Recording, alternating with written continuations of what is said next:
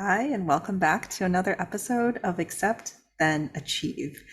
I really wanted to post this on Leap Day. Darn it, I just missed it though, because I was on a long journey from Malaysia to laying over in Singapore via bus and then flying to Bali, where I am now. Oh, but darn, I just missed the deadline. But oh well, better late than never for this week.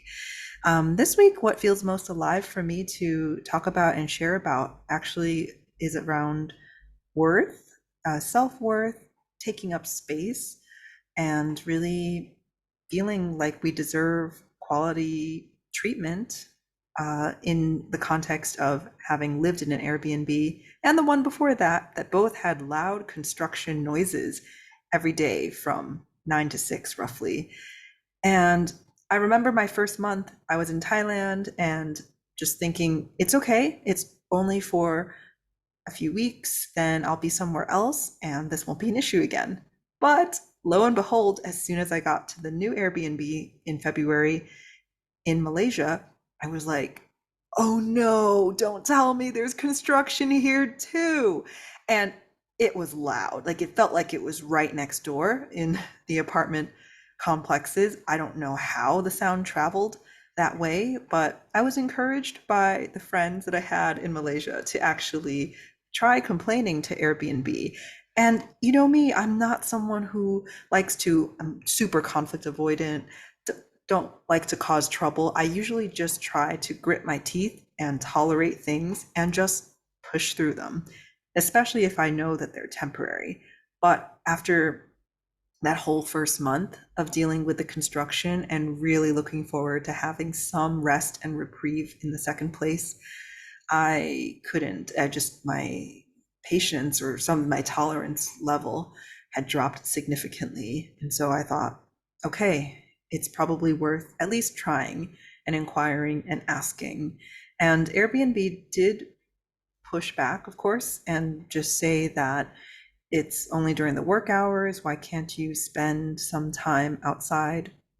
I was working in coffee shops and libraries already, but I tried to explain that for private calls with clients and important people, and also for podcast recordings, it's really hard to find a private, quiet place out in public unless I'm also paying for a co-working space. And so there was some back and forth on it because, again, I just felt like, oh, do I have a right to really ask for this? Like, aren't most people out during the day anyway, exploring if they're traditionally traveling when they stay at an Airbnb? But it took back and forth also with talking to the friends who were like, no, you paid for an Airbnb that you can reasonably expect to stay in the whole time if you wanted to. Some people are more homebodies. And it just really took a lot. And it really, I would say, brought back up because I thought that I had healed the people pleaser part of me that was like, no, no, no, it's okay, at the expense of myself a lot of times in sacrificing my comfort, my needs, my wants, my preferences to fit or accommodate what I thought other people would have wanted. When in the end, Airbnb was like, no problem, we can change you. It took a little bit back and forth, but halfway through the month, I was able to move to a newer place that did have the quiet that I was looking for and hoping for. And a lot of times I feel like I just built it up in my head so much that it would be this huge pain and hassle and inconvenience and bother and burden to other people when it really might not be. And I wouldn't know if I had never asked. I always just tended to assume the most conservative approach or solution that involved me taking on a lot of that discomfort and that responsibility. So that really just had me thinking again and re-examining like, oh, I thought I had improved on my self-worth to the point where I felt like, yes, I'm worthy of being treated well, I'm worthy of good things. And then I guess I realized, yep, there's always more work to be doing that or to be working on, or perhaps I have regressed a bit with recent happenings, or it's always a journey, right? And I just remember what stood out that my coach told me is because I was telling her that I, in a lot of ways, feel like I have nothing to complain about because I am so privileged being able to get to live this life that I am living, of getting to travel the world and work online and go wherever I want, whenever I want, with whomever I want, and just everything. And I kind of felt this survivor's guilt about being so lucky and fortunate compared to so much of the world. And especially the more that I see of the world, the more lucky and luckier I feel every single day. And she pointed out that, why did I feel guilty about that? Like, do I feel guilty about having more access to food than other people, or maybe having a great friend or more love in my life than other people might have? Like, why do I feel different about material resources? Um, and I just remember thinking, that's a good question. And I think I realized, I'm like, oh, I mean, me starving myself, skimping on food is not going to help someone who's starving. Like, I that wouldn't directly impact them, I don't think. Or me giving up a friendship or not having that doesn't help someone else gain a friend. Yet I feel like in terms of like resources or money or just more, not tangible, but just that, for some reason just feels like, if I am taking away and taking more than what I need because I'm a minimalist, and it just feels wasteful, and it feels like it's not a fair and even distribution to other people, and it just feels more connected, even though I know it's technically not a finite resource. Like, food is arguably more finite, right? But we're always growing more food, or we're converting things, and I guess same with many material resources too. Anyway, it was a really rich and enlightening discussion and conversation that just had me thinking a lot of, like, oh wow, maybe there is still some unworthiness wound in me, like just feeling unworthy to really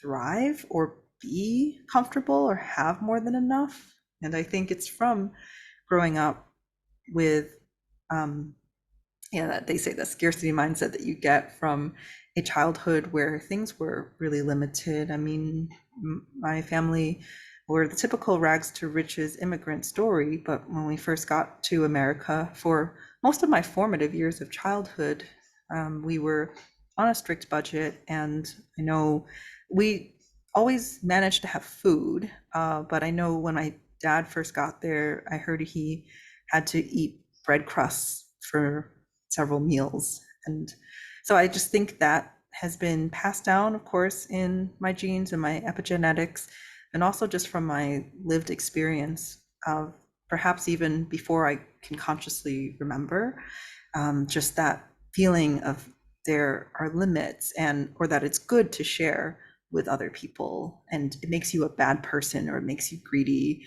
or makes you uncaring or unkind if you hoard things, or if you have more than you need. So, yeah, just really exploring and realizing there was that unworthiness of being fully comfortable, or having abundance, or having excess in certain ways. And that really led me to increasingly silencing myself from feeling guilty, because of feeling guilty. And yeah. And another interesting discussion that came up was around this podcast episode I had listened to on just how to lose half of your guilt.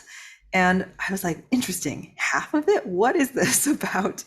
And it was interesting because she distinguished a difference between what's real guilt versus fake guilt. And I gave a word to this, fake guilt. I call it Fuilt. So it's because real guilt is like, yes, you've done something wrong, you've done something to hurt someone else, especially something, and you've done something to even betray yourself and your values. If your values being a kind person, and this actively harmed someone else, that is more of a true guilt versus a fake guilt is you are doing something that is true to you. You are standing by an important value of yours, but not that can't please everyone. Not everyone's going to be happy about that. And so some people will be upset or feel uncomfortable emotions. And then if you are an empath or people pleaser or highly sensitive person, you feel that discomfort, like you feel their discomfort, and then you feel responsible for causing that and you take that on. And I know for me, I've spent so much of my life tiptoeing around, being really, really cautious because it is really important to me to make sure everyone else is comfortable. And I don't know why that is. I think it's partially because it didn't feel safe. It's like I grew up with if it's a chaotic environment and not really sure on my caregiver's moods, then it felt unsafe to have any kind of conflict or anybody feeling uncomfortable. But I also think it's more than that, though. Like I think because of my experiences being the outcast of a group or excluded or rejected, I I'm really feel that pain and I really don't want anyone else to feel that way. So I think even more so, I'm just really aware to not cause that in anyone else. But I realized the other day that yeah, that's a sort of not fake guilt a bit. It's like it's different, and there isn't really a good word for that. And also, I am not responsible for everybody's emotions because the only way that I can keep everybody happy is to not really be a full person. Like I'm kind of just like the air between the cracks of other people's existence, or perhaps the water or the cement or just something like very, very fluid and malleable, but something that doesn't have a shape of my own. And I included in the cover art for this episode. I hope you can view it, but I'll include the links as well to it of just a doodle that came to me that I was like, here's all these other people and their beautiful shapes that they're taking up in this universe, in this world, and in this space. And I've and so many other people, I think, have been so fixated on keeping everyone else comfortable and happy and maintaining their shapes. I just fill in whatever cracks are left over, in whatever space is left over, because I'm not a top priority. They get first dibs, and then I'll just take whatever's left over. And I remember thinking that's not fair. And also, how would I ever form my own real identity if it's always in relation to other people? And so, what would I like it to be instead? I mean, I realized I would really like to be able to have the space, or give myself the space and the chance to take up my own beautiful, unique form, and whatever that looks like. And that will impact other people around me and it will impact the space. But there is actually more than enough room for all of us. You know, other people will just move outward a little bit from the space that I take up. It's more of a, yeah, maybe a more limited way in thinking like, oh, there's only so much air, only so much space we can take up, versus no, there's enough room for all of us to get to be ourselves. And I guess even if there wasn't enough room, then why are they more deserving than I am? Why can't we all get dibs at the same time or all just go for it at the same time? Why do I keep putting myself last?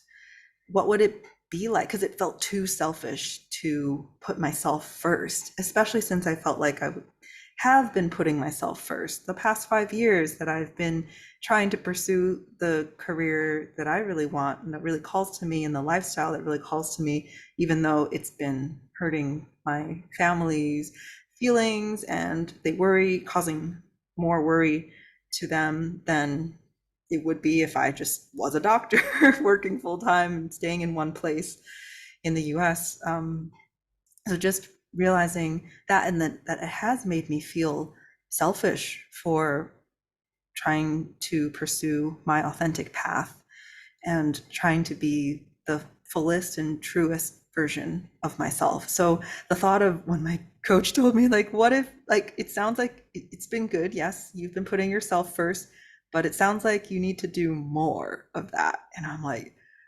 more? Oh my gosh. It's just been, so clearly I still have a lot to work on in that area. And if you can relate, maybe I will share a couple of ways that might help you start thinking of about how you are also deserving or perhaps deserving of more too. The first is, as I'd mentioned, just thinking of like, yeah, me sacrificing myself, does it really help somebody else?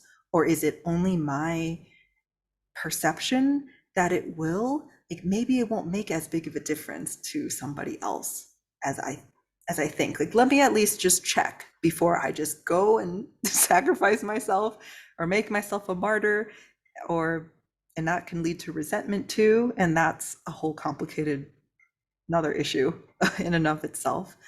And number two, similar, like thinking, is me skimping going to help someone else directly?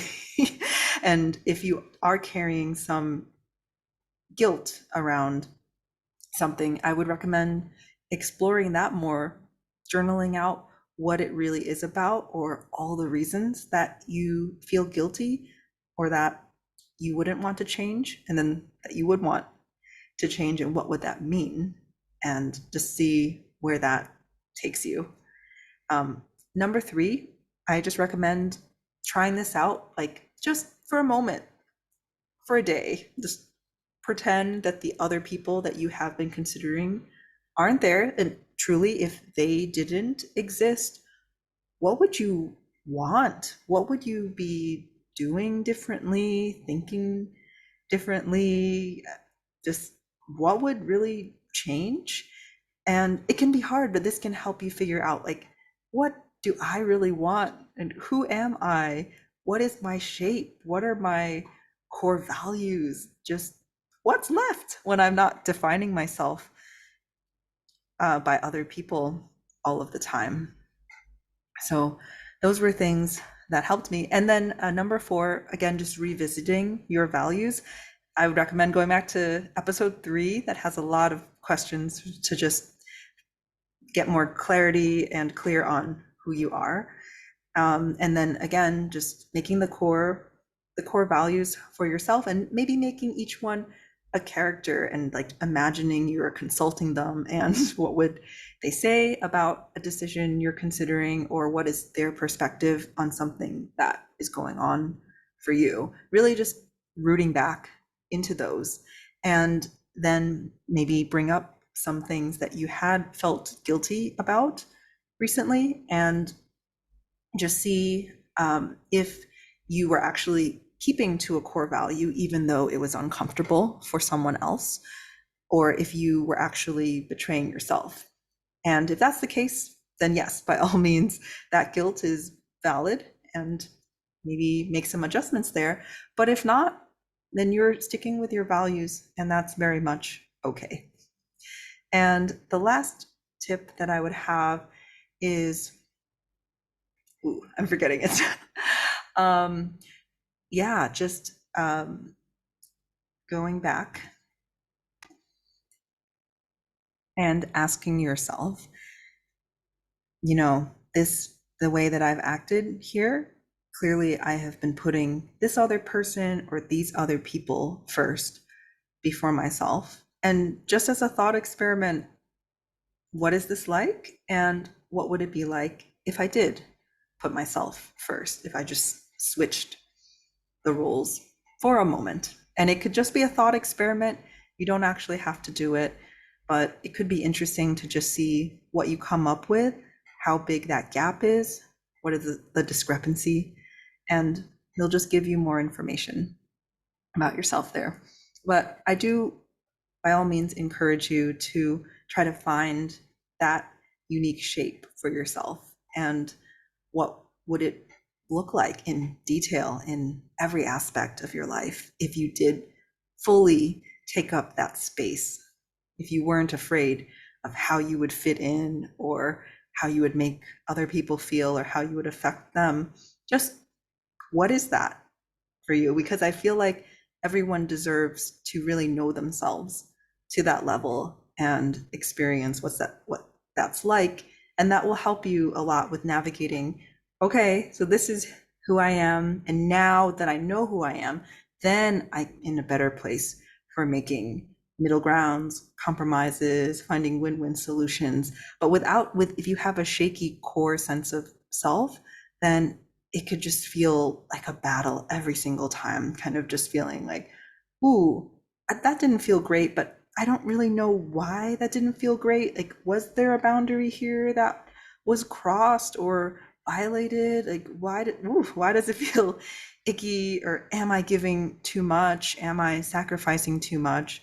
Just, it gets to be so much messier if that's the case. So anyway, that was just a quick episode based on recent happenings. I oh, don't think I made an announcement that my Facebook group is also moving over to another website on Mighty Networks. I'll put all the links below, but we have a membership that combines with the highly sensitive people community run by the amazing coach Leah Burkhart. And we have different tiers, and we'll have a ton of courses and past recordings of our events all in one place for that part. So please come check it out. It's really cool. And my book, yes, I talked about my book last time, but now there are both the Kindle version and hard copies. And so I highly recommend checking that out too. And I didn't realize why this name didn't come to me much sooner, but my authentic acceptance sessions and program, I found a name that really brings me joy and lights me up a lot more, called Detox the Tiger or Tame the Tiger program. So I'm really excited, and we'll share the details about that too. And I love that I am creating different versions of it. There will be the one-on-one support with hybrid group support, just purely group, and also even a self-paced and self-directed mini course version that you can take on your own. So I know it will have accessibility to everyone who needs this sort of work on overcoming our inner tigers, our inner critics, learning to boot them out, boot that pesky tiger out, or just learn to tame it and not let it run the show for you, but really, and not let it drive your car. Like, put it in the cage when it needs to be, but you can work with it, because sometimes what we've inherited, what we've been taught is good, right? That motivation. um, you don't need to completely toss it out and reject it. You can learn to work through it. And yeah, and what results is being able to be, as this podcast whole message and title is, to be able to achieve from a place of fully accepting yourself first, from fully feeling so enough and so worthy exactly how you are, because that is what will give you the sustainable energy to just truly be yourself and truly just do as much or as little as you would want to of your contribution to the world, which is so unique and different for every single person. And so I am really excited to announce all these new programs and offerings. And as always, you can book a call with me if you have questions or want to discuss if any of these might be a fit for you. And also possibly for a sample session if you're not sure what coaching is or how it could benefit you and help you. All right, that's all for this week, and see you next week. Thanks for listening.